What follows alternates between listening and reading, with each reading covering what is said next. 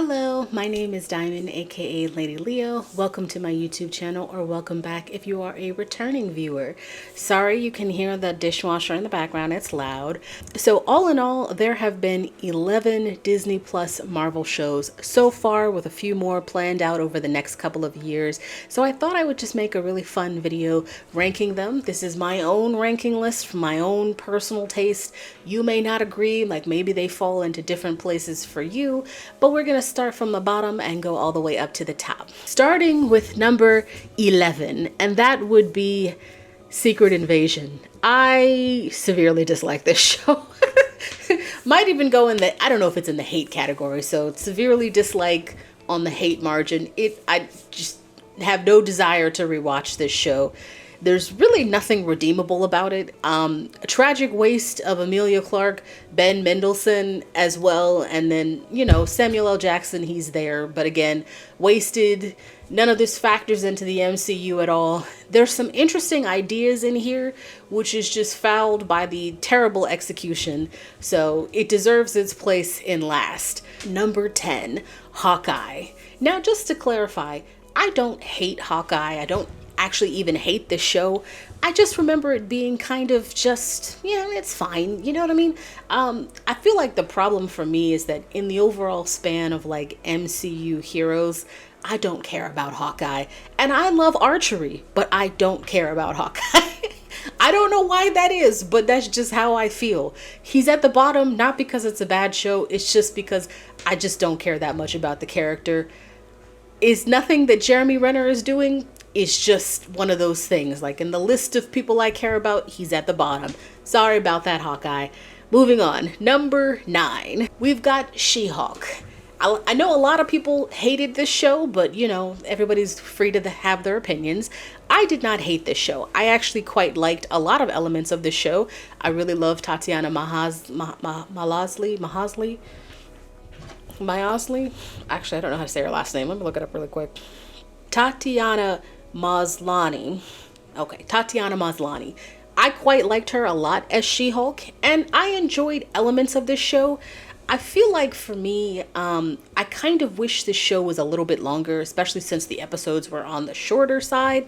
It had the same amount of episodes as WandaVision, but a couple of those episodes in WandaVision are like 40 minutes. I think there's even like one or two that are like an hour. So I feel like I would have liked this show to be longer, or a second season.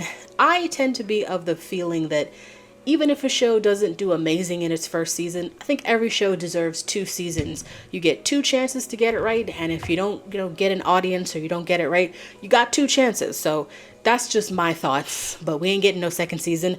I don't even know if she's going to be part of the greater MCU going forward, which would be a shame because I really like her portrayal as She-Hulk, as well as like Jennifer. So guess we'll see. I don't know. I didn't hate She-Hulk. I quite liked it, but it's number 9. Okay, number 8. All right, so number 8 is going to be Echo. First off, I actually really enjoyed Echo's show. I thought it was a smidge too short.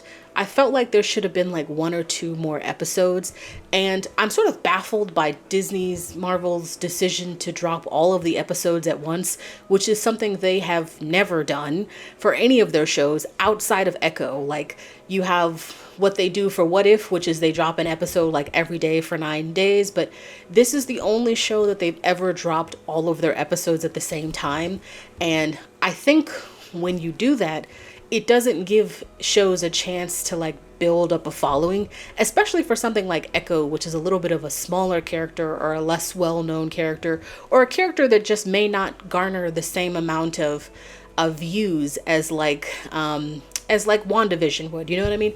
So I think that deciding to drop all the episodes at once certainly didn't help the show, but Echo was one of my favorite characters out of the Hawkeye show. You know, I actually really like Kate. So right after Kate would probably be Echo. She was one of my favorite characters. And I really like that they gave her her own show. I would kind of love to see where she goes in the greater MCU. I don't know if we'll see her in Daredevil. It would be fun to see her in Daredevil, because she is like one of those street level, I wouldn't call her villains, anti-heroes, I don't know. But she's sort of like a street level sort of situation. So that would be nice. And I thought the cultural element was really nice too. I love to see stories about other people of color, not just my own. So I feel like I'm always connected to those stories, and I'm always really interested and fascinated. And I love when they bring in those cultural things. I just think that they shot the show in the foot by really not having a lot of episodes. There was only 6. I think the show could have done with an extra 2 episodes. And B, I'm not sure why they decided to drop it all at once. But Echoes number 8, moving along. Number 7 is Miss Marvel. Man, I just love Iman Vellani. She has this really amazing, like, infectious energy, and she's just really fun to watch. I feel like she's how we would be if we were part of the MCU. She's like a fan, but she's also like developing her powers, and she's young, and I really liked the style of Miss Marvel as well. So I thought it was a really fun show. Again, a show about another group of color outside of my own, and I love when they bring in those cultural elements. So I thought the show was great. I would love a second season. I don't know if that's gonna happen. I hope that we will see more of Iman Vellani as Miss Marvel, setting up, I guess, not the Young Avengers, the Champions. I mean, you can still call them the Young Avengers, even if they're not teenagers. They're still younger than what would be the primary Avengers. So I think Marvel said they were changing it from Young Avengers to Champions because, like, everybody in this Young Avengers category is no longer children, technically. But I'm just saying, they're still like 20-year-olds, so they're still Young Avengers to me. Anyway, I really enjoyed the Miss Marvel show, which is why I put it at number 7. Okay, moving to number 6, Moon Knight. Oh my gosh. It was hard for me to keep this out of the top 5. And I think, like, once you transition into the top 5, it's hard because, like, all the shows in there are really great. I'm just going to start by saying I absolutely love Moon Knight. I love Oscar Isaac. He is fantastic, playing 2 different variations of himself, and just fantastic. So I don't think, hopefully, this is the last we'll see of Oscar Isaac as Moon Knight. Hopefully, you know, we'll see some more of him, maybe some Midnight Suns. You don't know. But yeah, I really loved Moon Knight. Again, another story about people of color. I especially find old, like, Egyptian culture to be incredibly fascinating, and I really like learning about it. So I had a great time watching Moon Knight. I thought it was fantastic. You know, I'd be curious to understand how Marvel makes the decision about, like, why they greenlight a second season. Like, I felt like they greenlit Loki for a second season pretty immediately, but outside of Loki, none of the other live action shows have gotten a second season. We've had 3 seasons of What If, but that's different. It's animated. Loki is the only show that's gotten a second season, and I just don't know why that is. You know, you have a lot of different characters, a lot of different places you could go, so I'm not sure why they haven't given anybody the second season treatment. I would like to see a second season of Moon Knight. If not, I would like to see him in the greater MCU with all the plans for the next phase. What phase are we in? We're in phase 6, 7? I think we're in phase 6, right? Yeah, I don't know what the name of this phase is, but I think we're in phase 6. So I would like to see him going forward, but I really enjoyed Moon Knight. And it just edges out of the top 5. It's number 6 for me. Now we're getting into the nitty gritty, the hard stuff, the top 5. Starting off with number 5. Number 5 is Falcon and the Winter Soldier. It was hard for me to place this here but there's other shows that I feel like that I like overall more, even though I really like this show. First off, the dynamic between Bucky and Sam is fantastic. Something we never knew we needed. So they're kind of like enemies to friends, if you will, because the last time we see Bucky and Sam would have been in Civil War, I'm pretty sure. Yeah, like, I'm talking about, like, them interacting with each other, and they didn't have a good rapport in that one. So in this situation, you have 2 people who are very different, but they also just have a lot of chemistry with each other. And I really enjoy seeing Anthony Mackie and Sebastian Stan together. They're just really fun to watch on screen together. And I love the story of Sam being handed the mantle of Captain America and what that means as a person of color in America. So I found that really impactful. And honestly, the dynamic between Sam and Bucky, and, like, Bucky's journey, Sam's journey, that was way more interesting to me than the Flag Smashers. I'm sorry. I, they're in there, you know, gotta have a bad guy, but I don't hate the Flag Smashers. I just think they're pretty underdeveloped in the series as a whole. And maybe if they had made like an extra 2 or 3 episodes just to kind of like round out that aspect of the show, it might have ranked higher for me, because again, there's a lot of good things in this show that I enjoy. I just think the Flag Smashers are on the weaker spectrum of that. But also we have Baron Zemo, who is way way more hilarious than I thought he was. So who didn't know I needed him back, and he has a really good dynamic with Bucky and Sam too. So I don't think we're getting a second season of Falcon and the Winter Soldier, although I would not mind.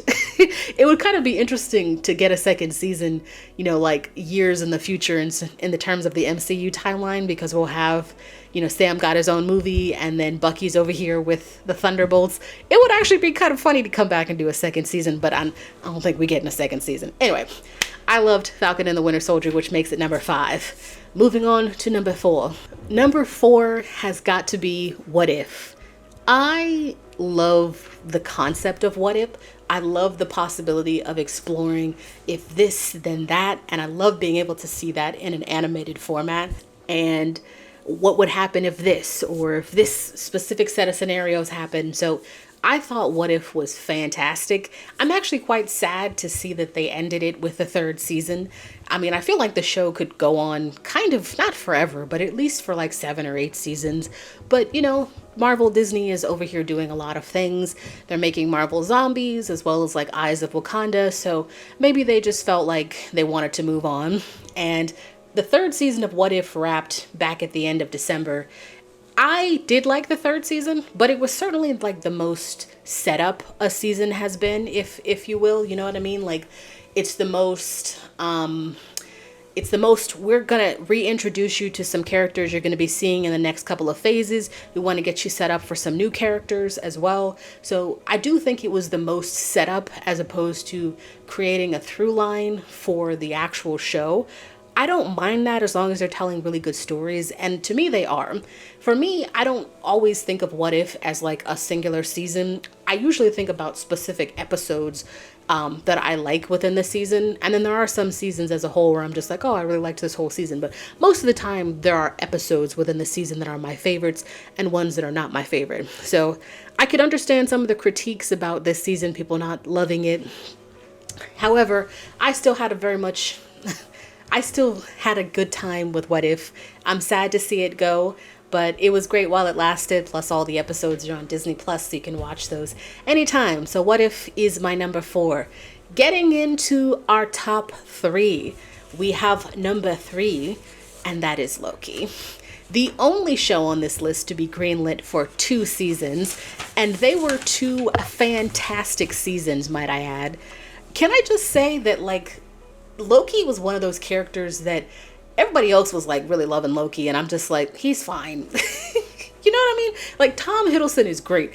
I just never saw what people really found that interesting about that character, maybe. I thought he was fine, but I really liked him in his own show.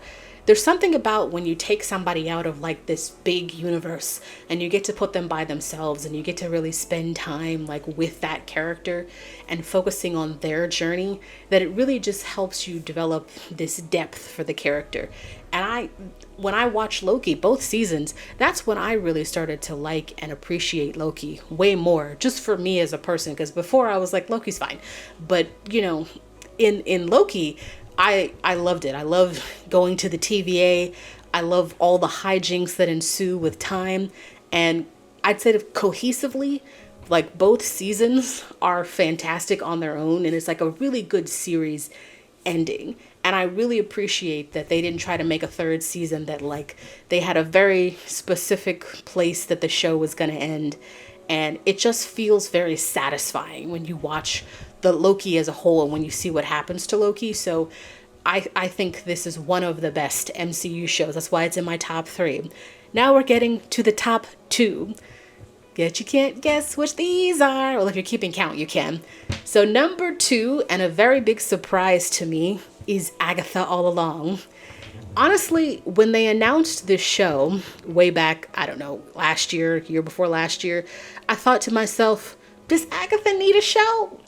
Everybody doesn't need a show. But I've been surprised before, and I thought to myself, you know what, we'll see. So I was kind of on the fence about whether or not I was going to even watch the show. And then I saw a trailer and I was very, very intrigued.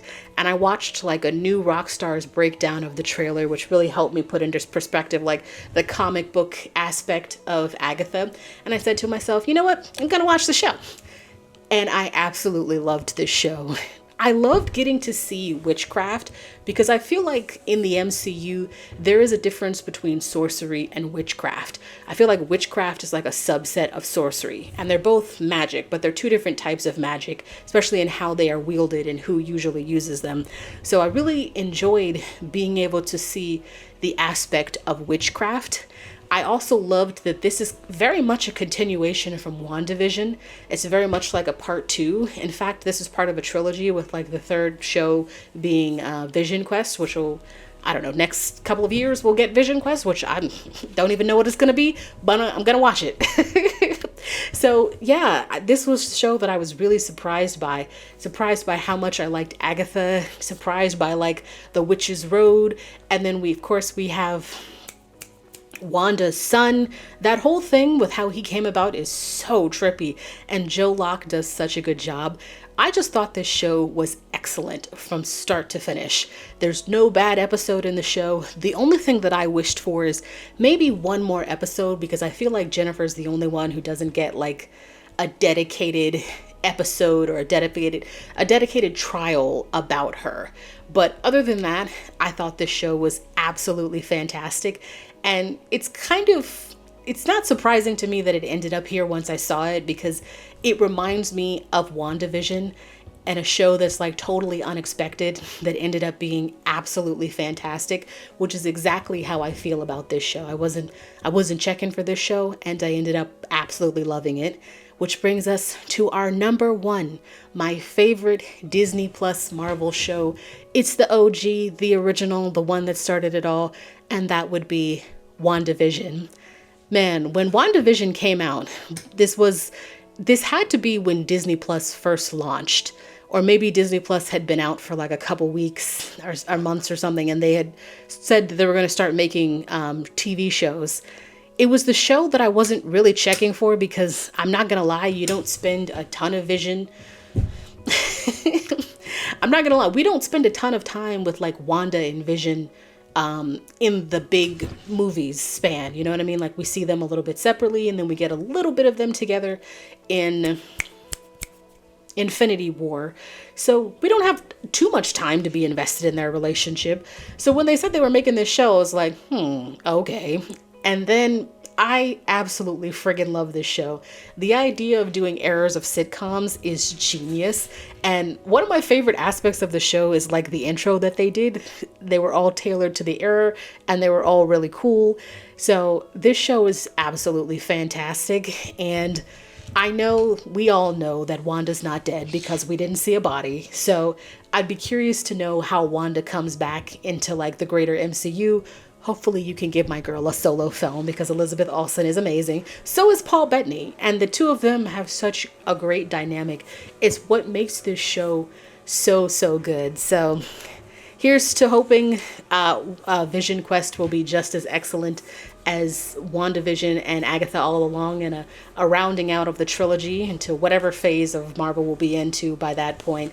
But yeah, that is my ranking on the Disney Plus Marvel shows so far. They've definitely toned it down with how many shows we've had, because the first couple of years, I think we had like 6 or 7 shows within a year, which is a lot. And they kind of eased it back, which I appreciate, because it can be a lot to process when you have like 6 or 7 different TV shows within 1 year. You know what I'm checking for that I would like? When are we getting Shang-Chi 2? Okay, listen, Shang-Chi and the Legend of Ten Rings is one of my favorite MCU films of all time. It's like in the top 10 if I do the solo films, because I would do the solo and the group one separate. Anyway, my point is that I absolutely loved Shang-Chi and the Legend of Ten Rings, and I'm just wondering, looking high and low, when we get in a second movie, Marvel. I feel like they're setting up to reintroduce Shang-Chi in the greater MCU. Do that with a second movie. I want a second movie of Shang-Chi and the Legend of Ten Rings. Don't forget about Simu Liu, okay? Anyway, so those are my thoughts on the Marvel Disney Plus shows so far. Let me know in the comments below, like, where do they rank for you? What's your favorite, or what would be in your top 5? All right, well, that's my time. Like, comment, subscribe. Bye.